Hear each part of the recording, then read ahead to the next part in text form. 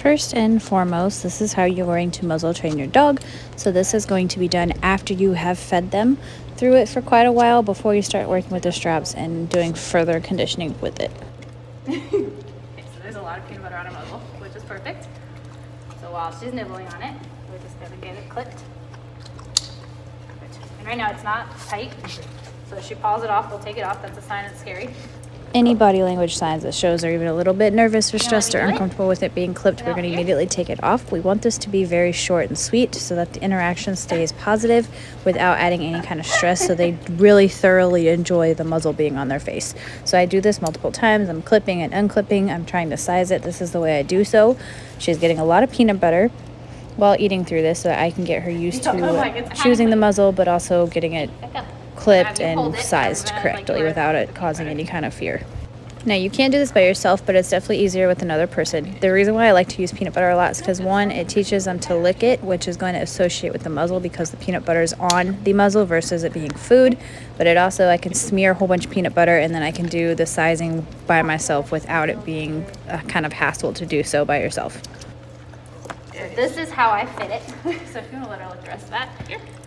I get them pretty much focused on something really good, so I can kind of see, take it off, do it again, put it back on, do it again. This gets them used to the sound of the snap, because a lot of dogs have kind of an aversion towards it. Just because it's scary, it's like right by their ear, so it's loud. And then this is also a way I can tell I can continually take it off, put it back on, take it off, put it back on. It's not a scary experience. Oh God, Chippy. I'm getting covered in peanut butter. Chippy, look, there's some on the spoon. She's like, no, found the peanut. That's fine. She'll associate it more with the muzzle. We're good. Hi. We've been working with her for quite a while, so now I'm going to get kind of picky. I want to make sure that her face is in the muzzle before she gets that reward versus it being rewarded before she does that, so that we're really associating putting your face in the muzzle is what gets you what you want and keeps that, you know, positive association really strong with the muzzle.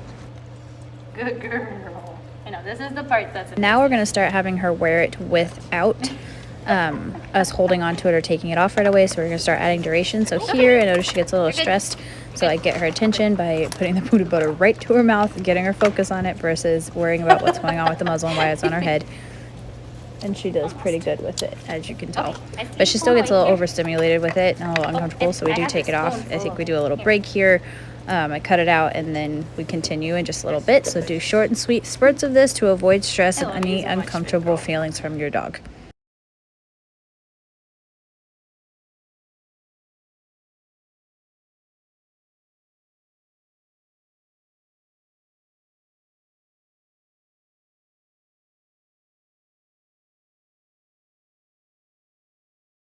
Use this to go as tight as it could go. Might be a little bit tighter. Hold it by the top, like try to hold it here, and then I'll work on the straps while she does. So if you hold that and then hold this, and then I'll do the straps. Tag team it.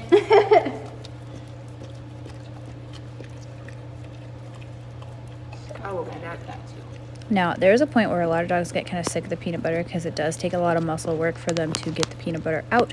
When that, or if you see that happening, or if it does, I want you to stop and give them a break, because a lot of dogs, once the second they stop taking the food, the association towards that, whatever it is, aka in this example, a muzzle, is going to be tarnished, and we don't want that. So that's always a cue to stop.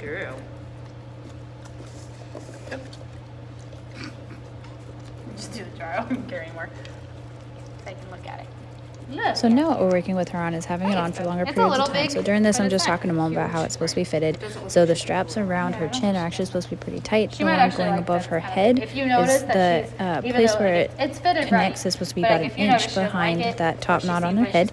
Now what we're doing here is I'm letting her lick through the peanut butter to keep it on. So the longer they want to keep it on, the better they're going to be okay with wearing it for long periods of time. Most dogs, when you can get to 10 to 15 minutes of them wearing it, they're generally comfortable with it for however long it needs to be on with no problem. I continuously keep this positive. Every time I put the muzzle on, they're getting good things for it. So it really helps that stay positive and a really good association with it.